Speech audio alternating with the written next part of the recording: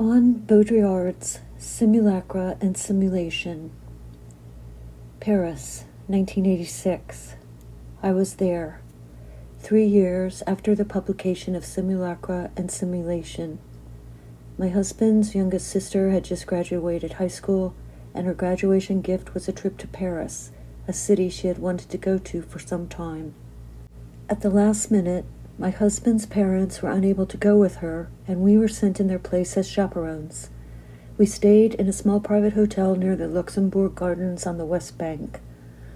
While strolling through the streets of the West Bank, absorbed in the exquisite and robust scenes of Paris life, I found an advertisement lying outside on the ground which appeared abandoned. I picked it up and realized why. Someone had drawn a speech bubble on the image and written Merida. I took this. It presented something to me that was beyond the obvious. Baudrillard, in Simulacra and Simulation, often refers to semiotics to express his idea of the simulacra. We know semiotics in its simplest form as the signifier and the signified, which make up the sign. Signification is the process that produces the sign. The sign is created in relation to the signification and does not stand alone without this relationship. This is where meaning is produced, in the relationship. But this relationship poses a problem. It appears to be arbitrary, and without context, there is no meaning. The sign allows for many inferences and possibilities. Without context, Baudrillard tells us there becomes no mediating power between one reality and another, between one state of the real and another. As also is the case when Marshall McLuhan tells us we are now living in a world where the medium is the message. The loss of contextual messaging, which is the signification process, is also lost. The signifier and the signified are no longer separated to create the space for signification. This loss, this implosion of meaning is our dilemma, as Baudrillard explains. The fact of this implosion of contents, of the absorption of meaning, or the evanescence of the medium itself, of the reabsorption of every dialectic of communication in a total circularity of the model, of the implosion of the social in the masses, may seem catastrophic and desperate, but this is only the case in light of the idealism that dominates our whole view of information. We all live by a passionate idealism of meaning and of communication, by an idealism of communication through meaning, and from this perspective, it is truly the catastrophe of meaning that lies in wait for us. It is the loss of the dialectic, the tension between the signifier and the signified, or as Baudrillard mentions, the absorption of one pole into another, the short-circuiting between poles of every differential system of meaning, the erasure of distinct terms and oppositions, including that of the medium and of the real. This is possible because of the arbitrariness of the signification process. Our cognitive complexity, our ability to express our meaning by use of signs, is mocking us and nullifying the meaning we wish to express by imploding meaning in the social.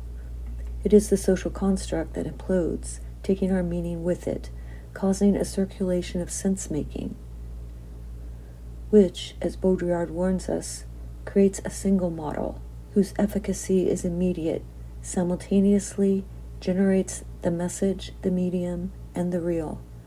This is the simulacra, the simulation of substituting the real for the signs of the real, the circularity that creates itself continually because it no longer identifies the dialectic between truth and untruth, between real and unreal. Paris was my first trip abroad, and I had no knowledge of French, but learned to say, "Pardon me, I do not know French," and in addition, "Pardon me, where is the toilet?" I thought that this was the least I could do. I found myself hearing more than I thought I would, as our U.S. English uses many French-based words. My husband and his sister had studied French, but refused to engage. They felt their French was not good enough to speak with confidence. Being naive, I would attempt to communicate, to do my best, often resorting to a type of charades until a French person would take pity and speak in English if they could. I had heard people in the States complain and express the expectation that a country's hospitality industry should speak English, which seemed absurd to me. While enjoying an evening out at a nearby restaurant on the West Bank, I experienced this expectation in all of its absurdity. We came across a group of American tourists who embarrassed and appalled me, so much so that without the stern opposition from my husband, I would have gone over to them and said so.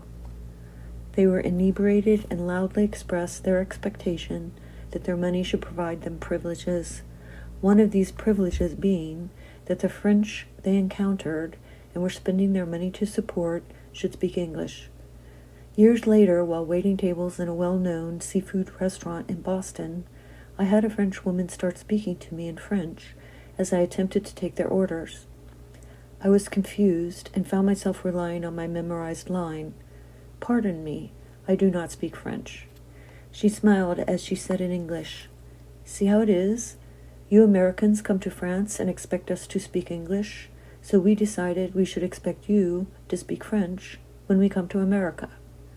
I laughed and agreed with her, remembering the rude Americans I had witnessed. I believe I apologize for all the Americans who disrespected their culture and their language.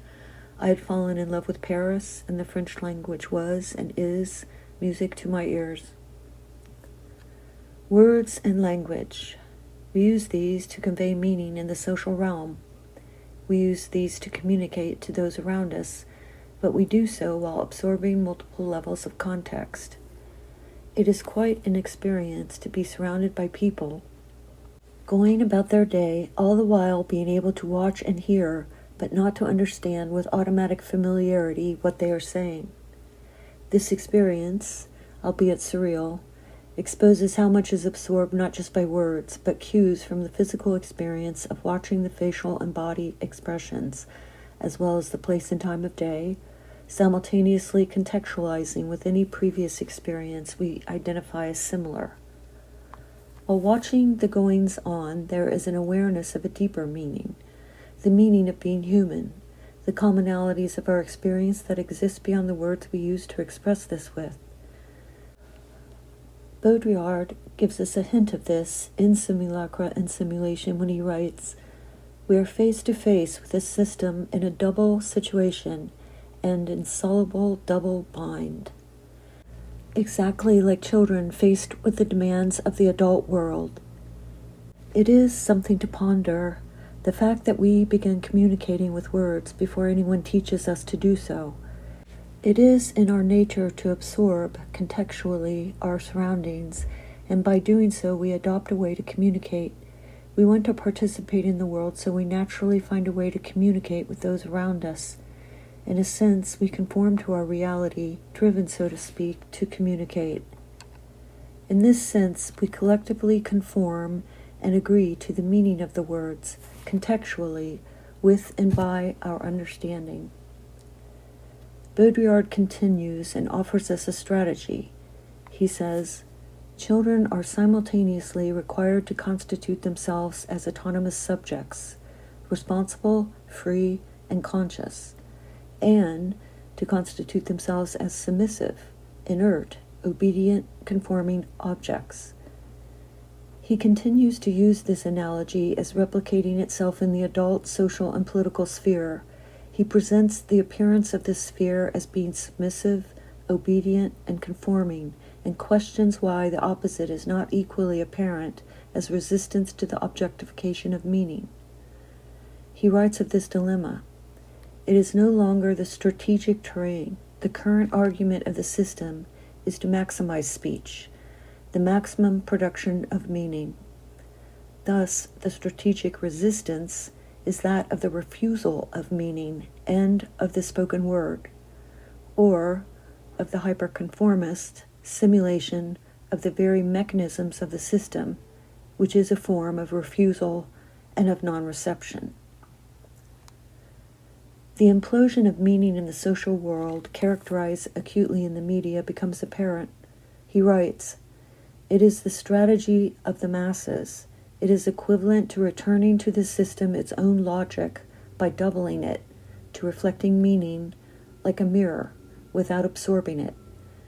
This strategy, if one can still speak of strategy, prevails today because it was ushered in by that phase of the system which prevails. Within the circularity which overwhelms the opposing dialectic of the autonomous subject and the conforming object, the strategic response is to become defiant to both. No longer does meaning hold sway. It is subsumed in the wretched excess of information that devours meaning creation. In this sense, the medium and the message implode." While in Paris, I visited twice the postmodern Le Centre Pompidou. The line for the Pompidou was short, the cost was negligible, and there was a cafe on the top floor that served a plat du jour for a reasonable price. I enjoyed the outside glass-enclosed walkway and escalator that allowed the breathtaking skyline of Paris to slowly emerge as you rose to the top. The interior was cozy and open at the same time.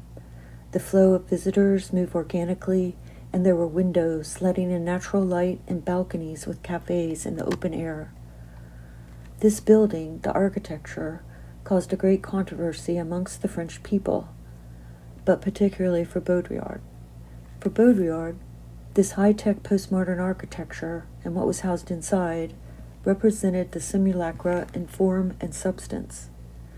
I saw the architecture as a postmodern reaction to the simulacra, exposing the hidden inner skeleton, so to speak, on the outside, revealing the machine's inner workings that are hidden from us. But I was oblivious to the cultural events of the 60s in France and did not understand the controversy this building brought to the French culture. Baudrillard, in his chapter named The Bourbourg Effect, Implosion and Deterrence, expounds on this and expresses his firm belief that this building represents the end of culture. He states, "Bourbourg is nothing but a huge effort to transmute this famous traditional culture of meaning into the aleatory order of signs, into an order of simulacra, the third, that is completely homogeneous with the flux and pipes of the facade. And it is in order to prepare the masses for this new semiurgic order that one brings them together here, with the opposite pretext of acculturating them to meaning and depth."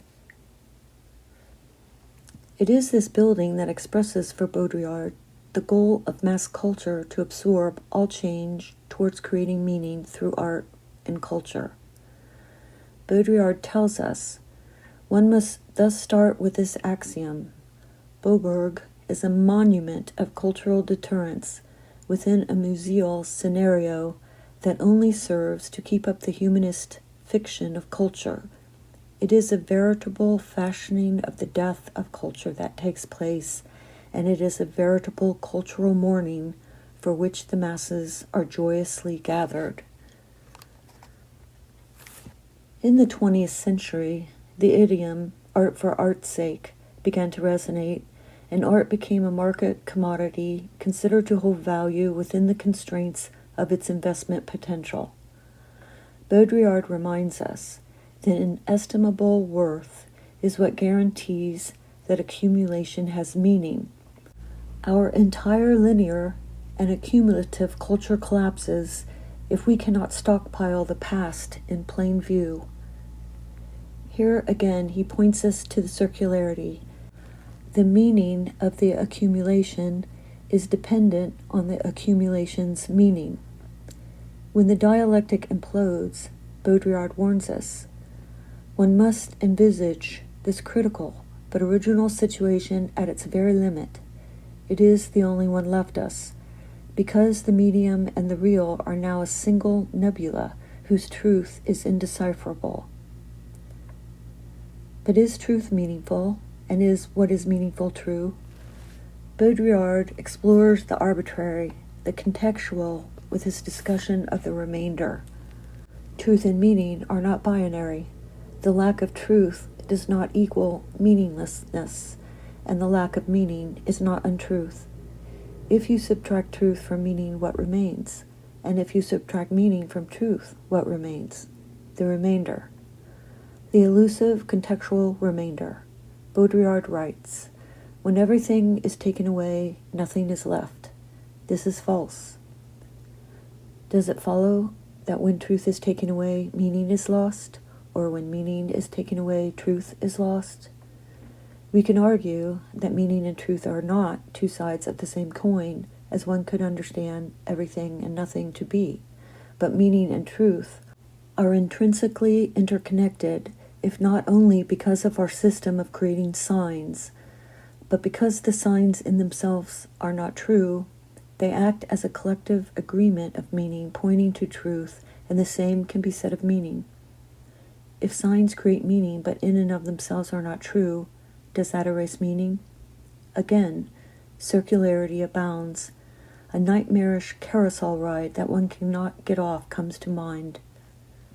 Baudrillard explains, and yet, what is on the other side of the remainder exists. It is even the marked term, the powerful moment, the privileged element in this strangely asymmetrical opposition, in this structure that is not one, but this marked term has no name.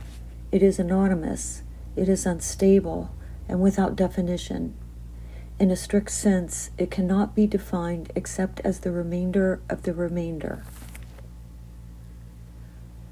This expression, the remainder, has no sign and yet appears to us as a mirror, the arbitrary sign of a sign, expressed in context to the asymmetrical concepts of everything and nothing, of meaning and truth.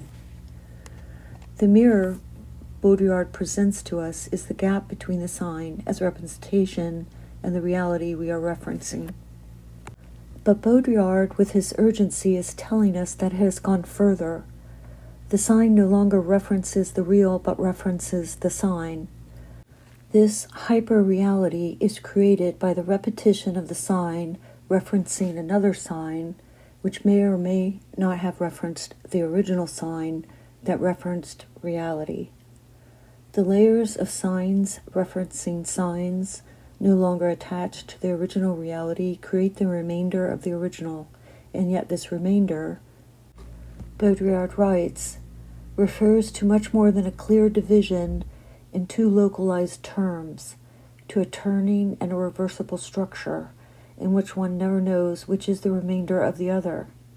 In this sense, we can speak of the remainder as a mirror, or of the mirror as the remainder. So do we exist in a funhouse of mirrors, reflecting and distorting reality? Or are we quietly repressing meaning in defiance, no longer allowing the absorption of what is determined to be meaning in the simulacra? But Baudrillard again warns us, it is not when one has taken everything away that nothing is left. Rather, nothing is left when things are unceasingly shifted and addition no longer has any meaning. The advertisement poster I found in Paris is humorous, and when you see the speech bubble, it makes you laugh. Baudrillard tells us, another aspect as surprising as the absence of the opposing term, the remainder makes you laugh. It is the remainder left by the image of a man standing with paint on his hands, the assumed remainder that is caused by the reality of touching wet paint that brings a smile. But it is truly the human remark, the speech bubble, that brings a deeper laugh. It expresses the absurdity of life and touches on the moment of a human determined by a quick, thoughtful action. Baudrillard writes, the remainder is obscene. Because it is reversible and is exchanged for itself, it is obscene and makes one laugh as only the lack of distinction between life and death makes one laugh, deeply laugh. I did laugh because of the speech bubble, but the meaning I found was directly connected to the fact that another human wrote this. I would not have brought this all the way back to the States if the remark was part of the original advertisement. No, it was the human handwriting that provided meaning for me. It is the absurdity of the finality of the human action and the acknowledgement of this absurdity or obscenity that made me laugh. Baudrillard does perhaps lead us to finding our way out of this maze that envelops us as meaning collapses. He tells us, one must push at the insane consumption of energy in order to exterminate its concept. One must push at maximal repression in order to exterminate its concept.